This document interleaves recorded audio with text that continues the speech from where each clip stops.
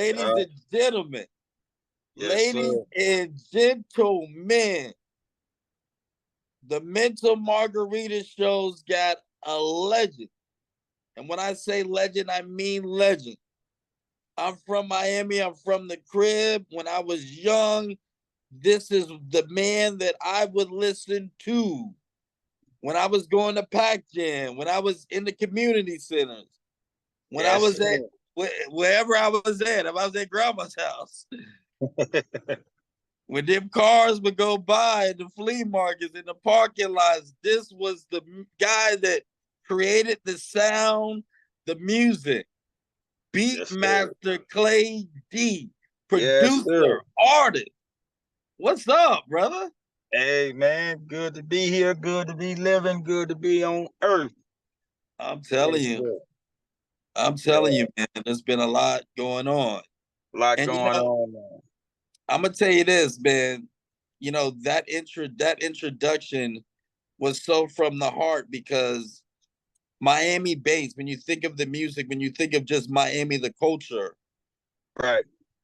you were so influential. And I still to this day don't think that you got a whole bunch of bouquet of flowers that need to come your way. I appreciate that, man. I appreciate it. I I, appreciate it because, you know, I never been one to, I never been one that forgot where I came from. right, So with that purpose, I never felt like a star. I just right, felt like a family member. You know what I mean? I felt like my music was for family. All the fans was my family. I ain't never been one to wear all the jewelry, buy all the rims and the cars and this shit here, this new stuff, man. Is what made me walk away from it, man. The drugs, the guns, and I right, ain't hating on nobody, to each his own, but man, we got to get our kids back. right. We do. I mean, everything rolling for you. You got the album "You Be You" and "I Be Me" Yes, in collaboration with the Get Funky crew. I mean, yes. how was that during that time you recording that record? Because I mean, just the energy in the city was different. You start really feeling it. You just start to feel the stuff that you were creating was resonating in the city. I was challenged, man. And when I say I was challenged, I was more so hurt than challenged. Let me say that again. I Okay. was more so hurt than challenged because I was a speaker boy. You know what I mean? When I say I'm a speaker boy, I mean the little DJs I work with and the main DJs I had a chance to work with was with Luke, ghetto style DJs. Uh, Our job was to unload the equipment, set yeah. it up for Luke and Sam and Dap D them to get ready to jam. You know what I mean? Um, my brother DJ with Netmore Crew, international DJs. At Miami Edison in the gym, National Guard Armory. Right. Same job. You know what I mean? But I always had a drum machine. I had that Yamaha RX-21. I got a Roger Lynn drum machine after that. Then I got that SB-12, the gray one, the gray Uh-oh. and blue one. Then I got the SB-1200 with the disc drive on it, the Yep. black and gray one. You know what I mean? That's when that old MPC 3000 came into play. You know, I had that 727 rolling, the 909 rolling. The 727 was just a percussion machine. That was me and Hobbs' favorite piece, Mr. Mix' favorite piece. It's the mix. Yeah. So back to your question is, it was hard because, man, I always wanted to be on the same team with Luke. Right. You know what I mean? I kept my face in the place. I kept myself around. You know what I mean? But dude seemed to overlook me all the time. Yeah. Mean Betty Wright over there with them boys. Mm. Luke. First time I got a chance to do something at Luke place, Mr. Mix have to come to my house. We make the beats. Yeah. Mix go do his thing. Same time, Professor Griff came. He heard my work. We did that Pawns in the Game album. He said, "No, I want Clay. I want Clay on my beats." I love that album. Ooh. Hey, he did. He stood in the paint for me. Wow, I didn't know that. Okay. You know what I mean? He stood in the paint for me. You know what I mean? I love Luke, man. I ain't got no problem with Luke. Do I agree with everything that he do? You know, I wish the brother would have stood in the paint a whole lot stronger for the fam. You know, because Luke could have had Hot Boys. It wouldn't have been no Cash Money. It's Because funny they you said. came to him. Yeah. You know what I mean? They came to ask him for a deal. You know what I mean? Well, and let me say this real quick. Go ahead. Luke could have been, I mean, the Russell Simmons of the South. Him, Jay Prince, Russell Simmons, Eazy-E. Yep. Suge Knight came later. Master P came later. Luke would have had Master P them too. Yeah. He would have had it all. Yeah. He would have had it all. Being in Miami, you know, we heard the stories. We knew the artists that said different things, whether it was, you know, LaJuan Love or Antoinette, or, you know, like we heard different things that were going on. I do want to say that Luke did some wonderful things. I want to leave it at that. But I don't understand. I never understood why you weren't getting that push from someone like Luke. And the only thing that I can think of was it was a competition thing. I'm gonna let you say that, and I appreciate it. In my opinion, man, I just feel like dude overlooked me. Yeah. Dude ain't believe in me. You know what I mean? Dude ain't believe that till this day I got classics. Oh yeah. Damn near the same amount of classics he got. Or more. And speaking of classics, look, you worked with Magic Mike, Prince Raheem, Half Pint. I mean, Pull It All the Way Out is one of the biggest records of the South, in my opinion. Yes, man. You know, a lot of people. I want to clear this air with this. I love Magic Mike, man. I love Prince Raheem. If we can work together today with open minds, I work with them. You understand? I had them when they was teenagers. Yeah. You know what I mean? When their parents had to sign for them to do anything. They was in high school when I had them. You know what I mean? So a lot of misunderstanding they got from chatter miles as they got older, and now that they older, you understand? They feel different. They feel a beef, a problem like they was beat. No, you were never beat. I had to follow the rules. I ain't got no beef with you still. You did one interview about I give Clay D the blessings for helping me, for opening the door for me. You made it look like you came in this game already made. You helped make Magic Mike, and then he disappears. That's it. He ain't never signed a contract with Vision or nothing. His mama didn't want him signing no contract or nothing. I ain't bother you. Unbelievable. Your critics on that album without you even being on the contract. But I'm the bad man. But at the same time, I love you. Because my work is done. I gave you something and you made it something.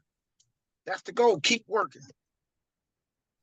And I'm telling you one thing, I am going to be working on your behalf because I'm going to get all the stuff that you got and I'm going to be pushing it. We're going to Man, I put it appreciate it. front. We got to bring you out to Vegas. We got Yes. bread together. We got to make some moves together, Clay. Hey man, I'm ready, and I'm ready to travel. I walked away from this game 24 years ago, and I went over to rap a lot with Jay Prince because I feel like he stood on everything he said. He stood on it, Yeah. and ain't nobody play with him. And he had respect, and still got respect. You know what I mean? His son, Junior, he learning how to have the same respect as his dad, and get it the right way. Right. You know what I mean? We seen them grow up from kids, him and Jazz. You know what I mean? And I love them boys. You know what I mean? But that's what I was for here, man. For here. You know, and that's why I came back home. The real reason I came back home, my dad took sick. My daughter had breast cancer and lupus at the same time. She passed away January just passed, January the 7th. My daughter. You know what I mean? So I appreciate it, you know. So this album is really, she the one put me back in the mood. Yeah. You know, her and this kid YD. I went in there with this kid YD just to get on a song that he wanted me to get on. But man, when I tell you I seen his work ethic, man, the kid cranked me up. I was back at the studio the following week with the drum machines. Hey man, we finna make a Clay D Turnpike Boys album. Let's go.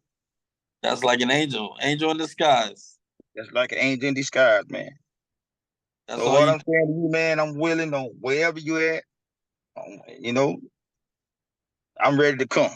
I'm ready to work. I'm ready to jam. I'm ready to get it in. So whatever you got, and whatever other promoters you know, let them know Clay D willing and ready. Absolutely, my brother. We're gonna definitely stay in contact. And I want to thank you so much for being Yes, on the sir. mental show, my brother. Yes, sir. I appreciate you. Appreciate you for inviting me. All right, And one you love. want to do it again? Let's do it again. Love. Let's shake the world. My man.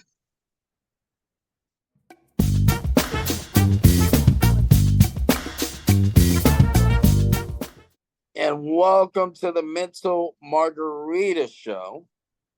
And this is an absolute pleasure because I got someone who sings, composes, produces, that has done this for a good amount of time and that has made such a presence in the industry. And it's just phenomenal. Your energy, people gravitate to you. I've gotten a chance to see some of the things that you do and hear your work, and I am a fan. Thank you. I appreciate that so much. So California is where you started out. Yes, in Oakland, California. How was it like being in the Bay?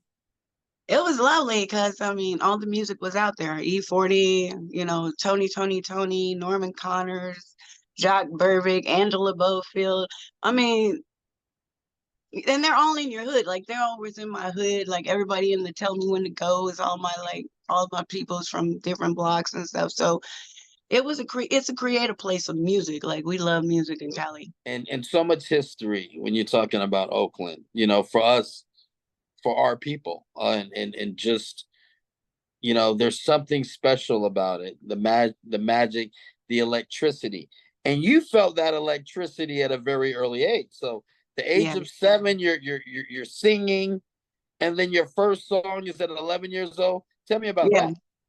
Well, I started singing when I was 7 because I really didn't know how to express myself. And my grandma had a large 45 album collection. And I was sitting there listening to Michael Jackson, Who's Loving Me. Well, he can express himself as a little kid through music, his pain, his hurt, even though, that was an adult song. But you can tell deep down inside, he really was hurting. Yeah. And so I started singing. I just started singing all to the 45s, Aretha Franklin, Patti LaBelle. I just started singing all the little 45, Scam Cook. I had all the Oh, collections from the Motown. Like it was just you can't replace that. It was 45s, and it was just the bomb. But and that's how I kind of learned how to like sing. Like all of them pretty much taught me how to sing. I screeched. Oh, the screeching. My grandma my parents love me though. They go sing for the Lord, girl. But you could tell, you'd be like, that note kind of hit a nerve. Um, Years it got better, and then at the age of 11, my dad got me a piano because at school I would play the piano at lunchtime, so in recess because I was obsessed with it. That and doing this. wow. So at recess in elementary, I would go to the lunchroom and I would play the piano and do the scales and sing the scales from the low scales all the way to the high scales. And I do that through, and I was up in that school until sixth grade was Hawthorne Elementary School in East Oakland. So Wow. programs and stuff. So I was blessed to be in that.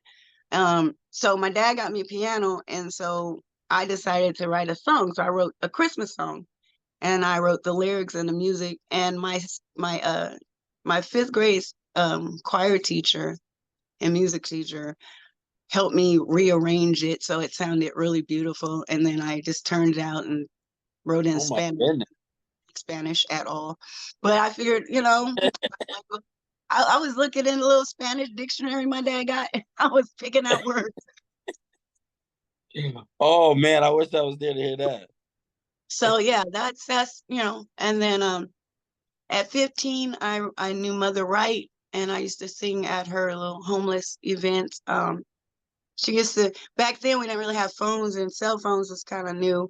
So she would just go through the grapevine. You remember that? You had to see your homeboy who know your cousin, who know your sister, Right, who know your auntie, who know right, your right. brother, who know somebody in your house, right?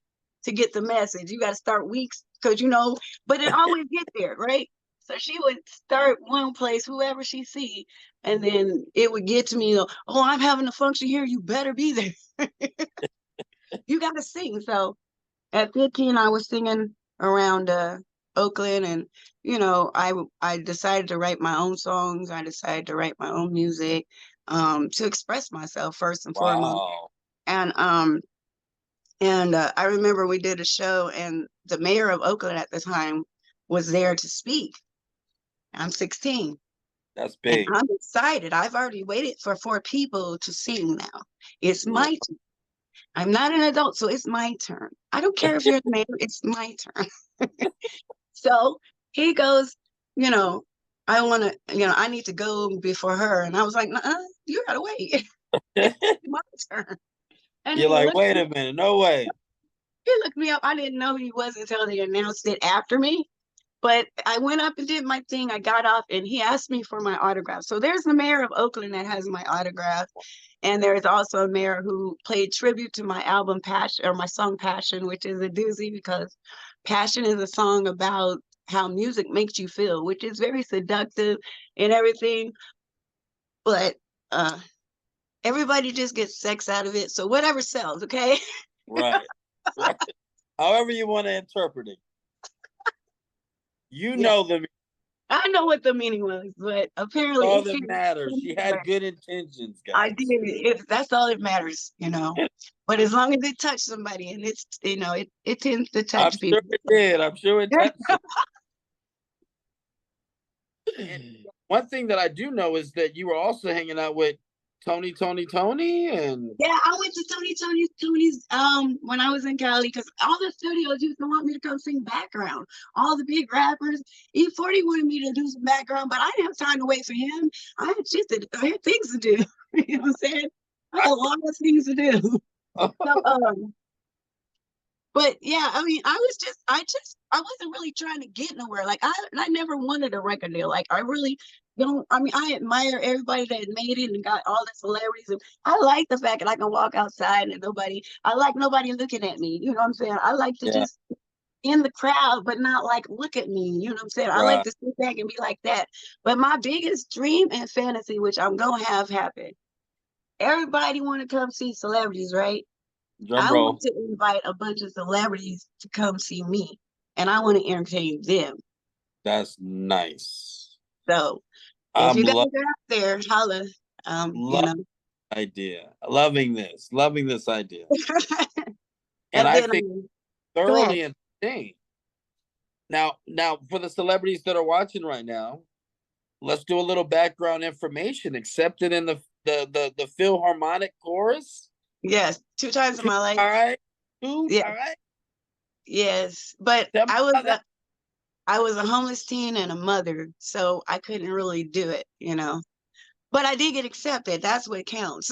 That's what Because they don't accept anybody. You know. yeah, they I've been don't. I've been classically trained. I've been a choir. I know how to sight read. I know how to write. I know how to compose. I actually somehow know how to play any instrument I pick up. I can write a song with it anyway. I don't know what the heck I'm playing, but it's working. You know what I'm saying? And that's Um, phenomenal. So listen, you wrote songs, you composed, you produced, you yes. released 3 albums, right? hmm Yes. And I have 3 new singles, and I'm working on a new album What are the currently. 3 albums? I want you to tell me each album. What The what first what album to you? The first album I released was Passion, and it's a collection of songs I wrote during my teenage years up until like when I released the song. Um, then we have Dooney Lives, You Can't Kill a Spirit, and that is a memorial for my brother who they murdered, shot him in the head. So my little brother, so I had to write that. Sorry to hear Um, that. and then my third album was with my husband, R.I.P. I am a widow, but All right, sorry. we got one album out. It's called Mr. and Mrs. Phelps Taking the Journey. And then I have 3 new singles. One is Lifeline. The other one is Good Times and Peace of Mind and Get Your Beat on the on the dance floor. So those are kind of new up things. I just want to be more dance like up, less somber, less sad, Uh, less uh, romantic. Just I want to party now. I'm at the age where I just want to, just be like, hey, it's me. Let's kick it. Let's get lit. Let's turn up, all right. and just enjoy life because I mean, you know, life is You really short. all right. You've gone through a Mhm. lot of your life. Yeah, I was a homeless teen, so I was on my own at 13 with no parents, homeless, and I've taken care of myself thus far. So I'm still alive, and I've, been through a lot of things, but it only made me stronger. It helped me understand people, and I think that it made me more so go inside of myself as opposed to like looking outwardly. Yeah. I don't know. It helped me on a very spiritual level. I'm very Um, I feel that from you. I feel that you are very spiritual person, and I also feel that your music is deep. A lot yeah, of your there, is really, really deep. It comes from the soul. yeah. Well, again, like I said, I started singing and writing because I didn't know how to express myself verbally, or even now it's hard to understand what I'm saying because it's like this is everywhere. Um, but I think like I don't know, the last since 2020, I'm gonna start with saying I've been invisible my whole life thus far, right? And then I almost died, and then I didn't, and Almost then died? How did that happen? well, I like I said, I was on my own, and I almost died of malnutrition. Oh my gosh. So, but they fed me with this white stuff. It was really, but you know what? I could just say that I wasn't afraid because, like, God takes care of you when you walk with Him. Yes. So I wasn't afraid. I knew that I was gonna be okay, but I was a little afraid at some point. But I wasn't afraid of like what was gonna happen. I was more afraid of people's stupidity. You know what I'm saying? Yeah. Um, but I also learned that when you there's a difference between believing something and knowing something. But I will be listing any shows on my website, mytbs.us. It also has all my social media contact, my phone number, all that good stuff. You could chat with me, all that. I'm very, very down to earth. So I love people, and you know, I'm not That's a scary cat. You can contact me. And you know what? I think people love you, and I know that we here at the Mental Margarita Show, we love you too. I also want to give a shout out before we go, or before you say let's go, because I have to say thank you. And I got to give a shout out to DD James from Triple D D, Entertainment Productions. Thank you so much for allowing me to get on the show and seeing my talent and supporting me. And I love you. Thank you so much. yes, big shouts out to Triple D Entertainment, and big shouts out to you. I'm looking forward to just following your journey, and thank you so much for sharing.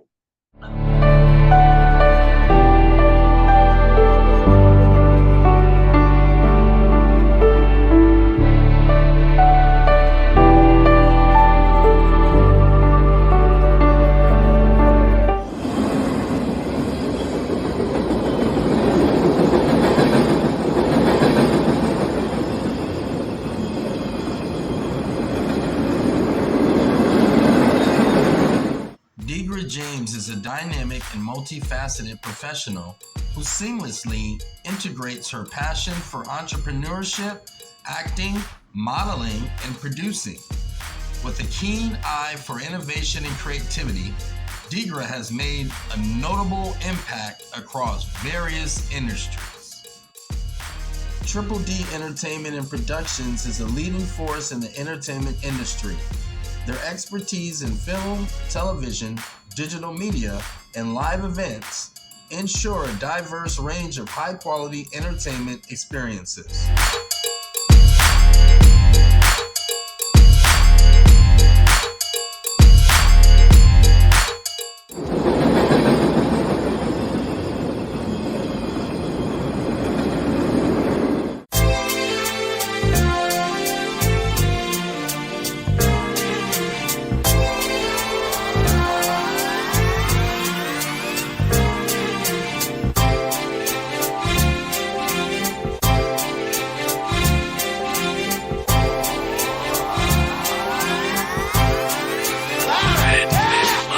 You're starstruck, here's a sprinkle of the stardust. Hold your champagne glass and your cigars up.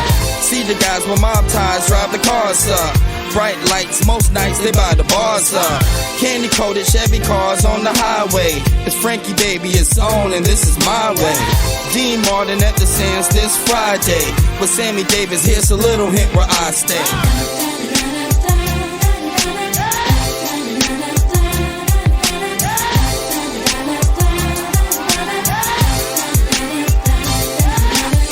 The city shines like Liberace's mansion, and you know Elvis had the whole city dancing. Showgirl silhouette steady prancing. Shout out to June, just the Copa Girls anthem. Legal gambling, yeah, that would tempt me. It's Sin City, holy water couldn't cleanse me. And Wayne Newton had the crowd in a frenzy. Live at the Stardust, the seats never empty.